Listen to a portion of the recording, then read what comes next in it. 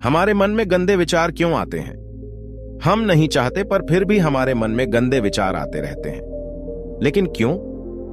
मन ही हमारा सबसे बड़ा दोस्त और मन ही हमारा सबसे बड़ा शत्रु है। जब हम अपने मन के हिसाब से चलते हैं तो मन हमें भटका देता है, और जब हम मन को संतुलित कर लेते हैं तो हम अपनी जिंदगी में सब कुछ पा लेते हैं। हम अपने मन में आने वाले गंदे विचारों को रोकने की कोशिश करते हैं, पर जितना हम रोकते हैं उतने ये विचार हमारे अंदर प्रवेश करते जाते हैं। आप जिस चीज से जितना दूर भागोगे उतनी ही वह चीज आपके पास आएगी। इसीलिए उस चीज से भागो मत, बल्कि उस पर संतुलन कायम रखो। एक बार एक युवक गौतम बुद्ध के पास आया और गौतम बुद्ध से बोला, हे बुद्ध, मेरे मन में इतने गंदे विचार क्यों आते हैं? मैं नहीं चाहता कि मेरे मन में गंदे विचार आएं, पर मेरे मन में हमेशा काम वासना के विचार चलते रहते हैं और मैं इनके बारे में सोच सोच कर बहुत परेशान हूं। मेरी ऊर्जा और समय ये सब सोचने में ही नष्ट हो जाते हैं, और ये सब विचारों की वजह से मैं कभी कभी शांत नहीं रह पाता और मैं हमेशा ही स्त्रियों को देखकर मोहित हो जाता हूं, अपने आप को रोक ही नहीं पाता। बुद्ध मुस्कुराए और उन्होंने उस युवक से पूछा, क्या तुम्हें पता है कि यह काम वासना होती क्या है?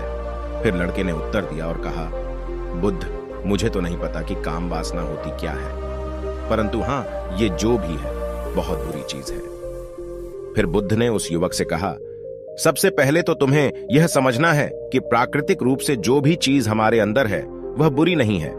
हमारे जीवन में उसकी कुछ न कुछ जरूरत होती है।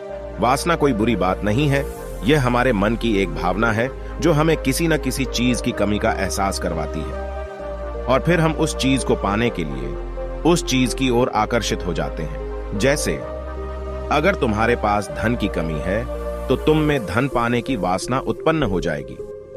इसका मतलब यह नहीं कि वासना बुरी है, बल्कि यह तो हमारे मन के एक प्रकार की जरूरत का एहसास है, और जब यह जरूरत शारीरिक हो तो हम इसे काम वासना कह देते हैं। युवक ने गौतम बुद्ध को कहा, बुद्ध, मुझे काम वासना का मतलब तो समझ में आ गया, पर आप मुझे यह बताइए कि यह आती कहां से है और कैसे आती है? गौतम बुद्ध ने कहा, काम वासना कहीं से आती नहीं है, यह तो हमारे अंदर ही होती है, और इसका होना तो जरूरी भी है, तभी तो मानव जाति का विस्तार होगा। युवक ने कहा, जब यह हमारे अंदर ही है और जरूरी भी है तो फिर लोग इसे गलत क्यों बताते हैं? बुद्ध ने कहा, यही समस्या है। लोगों ने काम वासना को गलत तरीके से सोच लिया है, इसे छिपाने की और दबाने की कोशिश करते हैं। काम वासना गलत नहीं है, बल्कि काम वासना का गलत तरीके से प्रयोग करना गलत बात है। लोग जिसे पसंद करते हैं उसी के लिए जीने लग जाते हैं और उसके बारे में हमेशा सोचते रहते हैं, पर यह सब गलत है। बुद्ध ने युवक से कहा, क्या तुम्हें पता है कि जानवरों में भी काम वासना होती है? युवक ने उत्तर दिया, हां बुद्ध, जानवरों में भी काम वासना होती है, क्योंकि जानवर भी तो आखिर अपनी पीढ़ी को आगे बढ़ाएंगे। बुद्ध ने कहा, तो फिर हम जानवरों की काम वासना को क्यों गलत नहीं कहते? युवक ने कहा, मुझे नहीं पता महात्मा, आप ही मुझे बताइए। गौतम बुद्ध ने कहा, जानवर अपनी काम वासना का प्रयोग आनंद प्राप्ति के लिए नहीं करते, वह तो सिर्फ संतान उत्पन्न करने के लिए काम वासना का उपयोग करते हैं।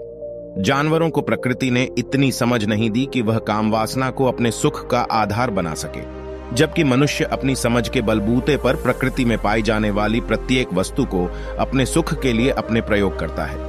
हम इंसानों ने ही काम वासना को अपने सुख का साधन बना लिया है, जबकि प्रकृति ने तो हमें अपने वंश को आगे बढ़ाने के लिए दिया था, लेकिन इंसानों ने इसे अपने जीवन का परम लक्ष्य बना रखा है, और इस तरह से काम वासना का बेलगाम हो जाना गलत है। युवक ने बुद्ध से पूछा, महात्मा जी, ये काम वासना हम पर हावी क्यों होती है? क्यों यह बेलगाम हो जाती है? तब गौतम बुद्ध ने कहा, सुनो, अब जो मैं तुम्हें बताऊंगा उसे तुम ध्यानपूर्वक सुनना। काम वासना का सारा खेल तुम्हें समझ आ जाएगा, तुम्हें तुम्हारे सारे सवालों का जवाब मिल जाएगा, बस तुम्हें ध्यान से सुनकर समझना है। फिर गौतम बुद्ध युवक को बताना शुरू करते हैं। एक बार की बात है, एक आश्रम में गुरु और उनके शिष्य रहते थे। शिष्य रोजाना आश्रम के बाहर स्थित गांव में भिक्षा लेने के लिए जाते थे। शिष्य जो गांव में भिक्षा लेने जाता था, उस रास्ते में एक नदी पड़ती थी जिससे वह रोज भिक्षा लेने जाता था। एक दिन उसने देखा कि एक लड़का पेड़ के पीछे छिपा है। उसने लड़के के पास जाकर पूछा, भाई, तुम इस पेड़ के पीछे छिपकर क्या देख रहे हो?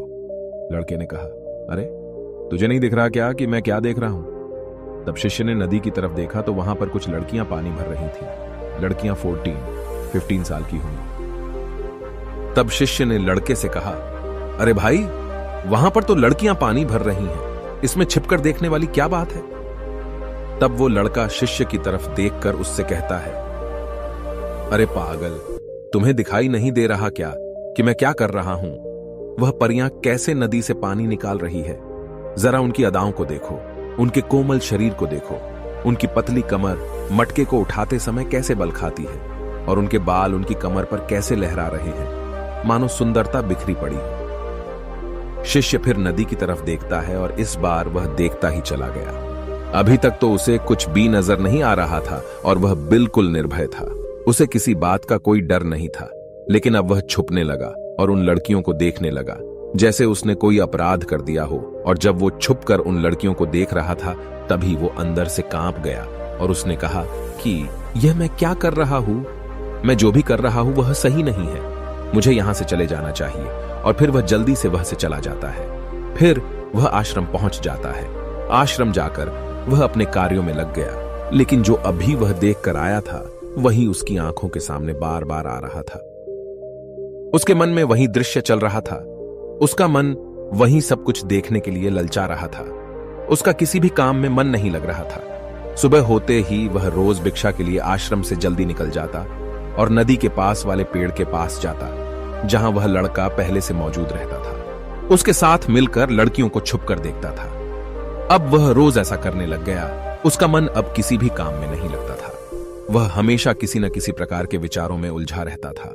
वह आश्रम के कार्यों को भी ठीक ढंग से नहीं कर पा रहा था। न वह ठीक से सो पाता था और न ठीक से खाना खा पाता था।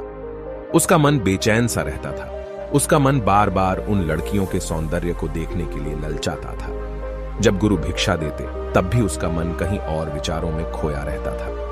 गुरु ने अपने शिष्य की इन हरकतों को देखा। तब एक दिन गुरु ने शिष्य को अपने पास बुलाया और कहा, आज से मैं भी तुम्हारे साथ भिक्षा मांगने चलूंगा। तुम और मैं साथ साथ भिक्षा मांगने चलेंगे। तभी शिष्य ने गुरु को मना करते हुए बोला, नहीं गुरुदेव, आप परेशान क्यों हो रहे हो? मैं अकेले ही ठीक से भिक्षा मांग सकता हूं। गुरु ने शिष्य से कहा, ठीक है, तुम अकेले ही भिक्षा मांगने जाओ। इसके बाद शिष्य भिक्षा मांगने निकल गया। शिष्य के जाने के बाद गुरु भी आश्रम से निकल गए और शिष्य का पीछा करने लगे कि वह कहां जाता है, किससे मिलता है। यह सब देखने के लिए उसके पीछे पीछे चलने लगे। थोड़ी दूर जाने के बाद गुरु ने देखा कि उनका शिष्य एक लड़के के साथ एक पेड़ के पीछे अपराधी की तरह छिपा हुआ है और छिपकर कुछ देख रहा है। गुरु भी अपने शिष्य के पीछे जाकर खड़े हो गए, यह देखने के लिए कि आखिर उनका शिष्य क्या देख रहा है जिसके लिए वह पेड़ के पीछे अपराधियों की तरह छिपा पड़ा है। गुरु ने देखा कि उनका शिष्य पेड़ के पीछे छिपकर लड़कियों को देख रहा है जो नदी से पानी भर रही है। तभी गुरु ने शिष्य से कहा, क्या तुम लड़कियों से भी भिक्षा लोगे? गुरु की आवाज सुनकर शिष्य का मन घबराया और उसके पसीने छूटने लगे। वह थर-थर कांप रहा था, जैसे किसी चोर को पकड़ते समय रंगे हाथों पकड़ लिया हो। उसकी हालत खराब हो गई। वह कुछ भी नहीं बोल पा रहा था।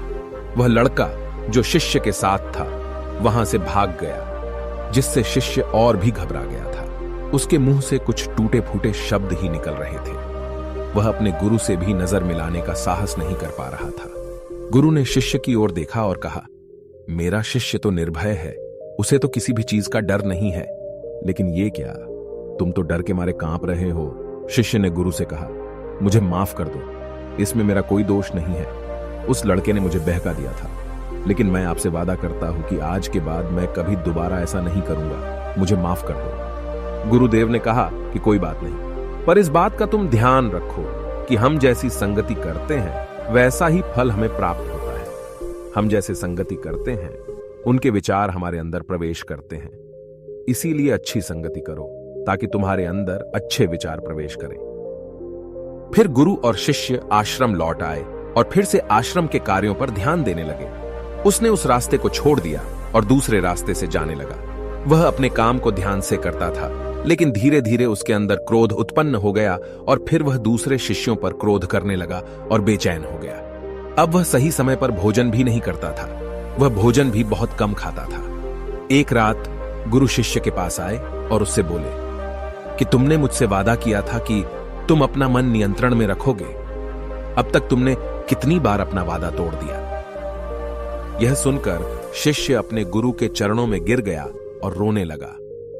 रोते रोते ही उसने गुरु से कहा कि गुरुदेव, मैं कहीं बार अपना वादा तोड़ चुका हूं, फिर वादा कर लेता हूं, लेकिन हर बार मैं वादा तोड़ देता हूं। मेरा मन मेरे नियंत्रण में है ही नहीं। मैं बहुत कोशिश करता हूं कि मैं अपने मन से सारे बुरे विचारों को निकाल दूं, लेकिन मैं चाहकर भी ऐसा नहीं कर पा रहा हूं। फिर गुरु ने शिष्य को कहा, चलो मेरे साथ। गुरु शिष्य को आश्रम के बगीचे में लेकर गए और शिष्य से कहा, देखो यहां पर कुछ नालियां बनी हुई है जिससे नदी का पानी इन पौधों तक आ रहा है, और यह पानी निरंतर भाव से बह रहा है। क्या तुम इस पानी के बहाव को रोक सकते हो? शिष्य ने कहा, हां गुरुदेव, मैं इस बहाव को रोक सकता हूं। फिर शिष्य ने मिट्टी उठाकर उस नाली के छोर पर डाल दी। वह पानी थोड़ी देर के लिए रुक गया और फिर थोड़ी देर बाद उस रेत के ऊपर से पानी आया। गुरु ने शिष्य से कहा, अरे ये क्या, ये पानी तो रुका ही नहीं। फिर से उसने कुछ कंकर पत्थर उठाकर उसे नाली में डाल दी और फिर थोड़ी देर के लिए पानी रुक गया, लेकिन फिर थोड़ी देर बाद ही उन कंकर पत्थरों के ऊपर से पानी निकल आया। गुरु ने कहा, शिष्य यह क्या हुआ? पानी तो फिर से आ गया। तुम तो बोल रहे थे कि तुम इसे रोक दोगे। क्या हम किसी चीज को पूरी तरह से रोक सकते हैं? तब शिष्य ने कहा, कोई बात नहीं गुरुदेव, मैं इस पानी को तो रोक कर आपको दिखाऊंगा। फिर उसने एक बड़ा सा पत्थर लेकर आया और उसे नाली पर डाल दिया। पानी रुक गया। तब शिष्य ने गुरु से कहा, देखा गुरुदेव, मैंने कहा था ना कि पानी को मैं रोक दूंगा। मैंने पानी को रोक दिखाया। आपकी बात मैंने पूरी कर दी। गुरु मुस्कुराए और बोले, अच्छा जरा ध्यान से देखो, पानी रुक गया है क्या? वो तो पीछे की नाली तोड़कर बाहर आ गया और अगल बगल से बह रहा है। और ध्यान से देखो, इस पत्थर के आगे भी आ गया और यह पानी अपना रास्ता बदलकर फिर से आगे की तरफ बह जाएगा। फिर थोड़ी देर बाद ऐसा ही हुआ। फिर गुरु ने शिष्य को समझाया, तुम्हारे साथ भी तो ऐसा ही चल रहा है। तुम बार बार प्रयास कर रहे हो, बड़े से बड़ा प्रयास कर रहे हो, पर हर बार तुम्हारा प्रयास टूट रहा है और यह हमेशा टूटता ही रहेगा। यह पत्थर तुम्हारा प्रयास है और यह पानी तुम्हारे विचार। तुम कितना भी बड़ा पत्थर रख लो, लेकिन पानी तो अपना रास्ता बना ही लेगा।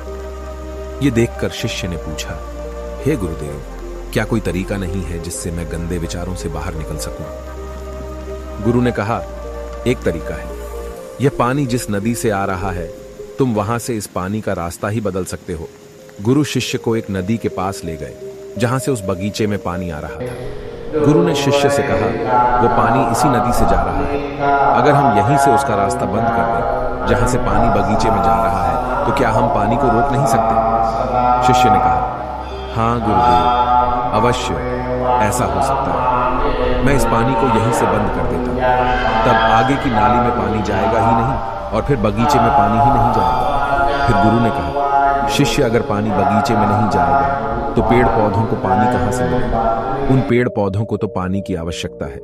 फिर शिष्य ने विचार किया और कहा, मेरे मन में तो यह बात आई ही नहीं, इस पानी का बगीचे में जाना जरूरी भी है। गुरु ने कहा, और उन पेड़ पौधों में कुछ ऐसे हैं जिनको रोज पानी की आवश्यकता है, वो तो मुरझाकर मर ही जाएंगे। पानी तो हमें खोलना ही होगा।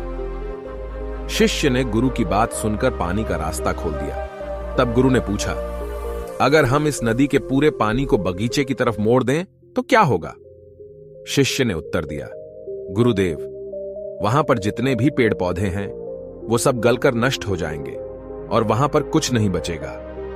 गुरु मुस्कुराए और बोले, तुम इस बात को समझो, हमें किसी भी चीज को रोकना नहीं है, बस हमेशा संतुलन बनाए रखना है।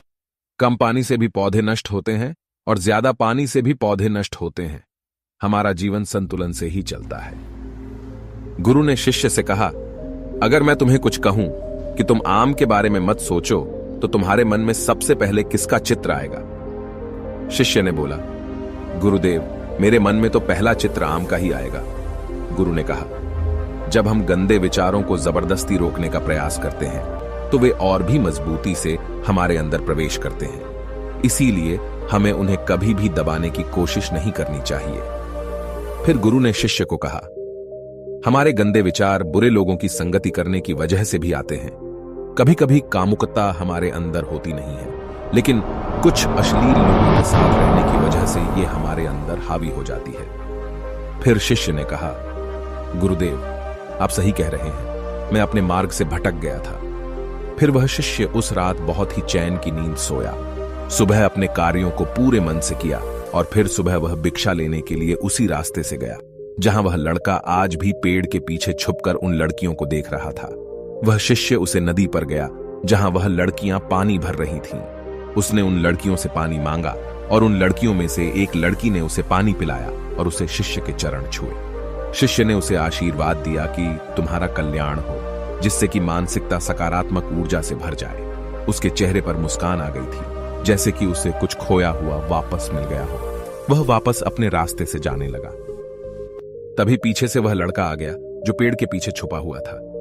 वह शिष्य के पास आया और बोला, क्या बात है, आज तो तुमने नजदीक से दर्शन कर लिए, तुम तो मुझसे भी आगे निकले। तब शिष्य ने कहा, हम हमेशा दूसरों के दर्शन करने में ही व्यस्त रहते हैं, अपने दर्शन कर ही नहीं पाते। तुम कब तक इस पेड़ के पीछे छुपाते रहोगे? किसी को पसंद कर लो, उसे बोल दो। अगर वो भी तुम्हें पसंद करती है तो शादी कर लो और उससे पहले तुम कुछ बन जाओ। अपने आप को पहचान लो, ऐसे अपना समय बर्बाद मत करो। फिर वह लड़का रोज उस शिष्य से मिलने लगा और उसने लड़के को नदी पर न जाने के लिए प्रेरित किया। और फिर वह लड़का अपने जीवन में कुछ बनने के लिए संघर्ष करने लगा। तो तुमने देखा कि संगति का असर क्या होता है। अपनी संगति बदलो, अपने विचार बदलो। गुरु ने शिष्य से पूछा, क्या तुम्हें अपने सभी सवालों का उत्तर मिल गया? तब शिष्य ने कहा, हाँ महात्मा जी, आपका धन्यवाद। तब गुरु ने शिष्य से कहा कि जब तुम्हारे मन में गंदे विचार आए तब तुम अपने आप को दोषी मत मानो। यह शरीर है और यह सब इसने हजारों वर्षों से सीखा है। एक केवल तुम्हारे सोच लेने से या शपथ लेने से यह टूटने वाला है नहीं, लेकिन तुम्हारे पास वो शक्ति है, वो ऊर्जा है जिसका तुम्हें संतुलन उपयोग करना है। तुम एक जीवित ऊर्जा हो जो कुछ भी अनुभव करने के लिए स्वतंत्र है। इसीलिए तुम अपने आप को पहचानो। इस कहानी से हमें यह सीख मिलती है कि हमारे विचारों का महत्व कितना अधिक होता है। हमारे विचार ही हमारे भविष्य की दिशा को निर्धारित करते हैं। हमें सकारात्मक विचारों को अपने मन में पूरी शक्ति के साथ अपनाना चाहिए ताकि हम सही दिशा में आगे बढ़ सकें।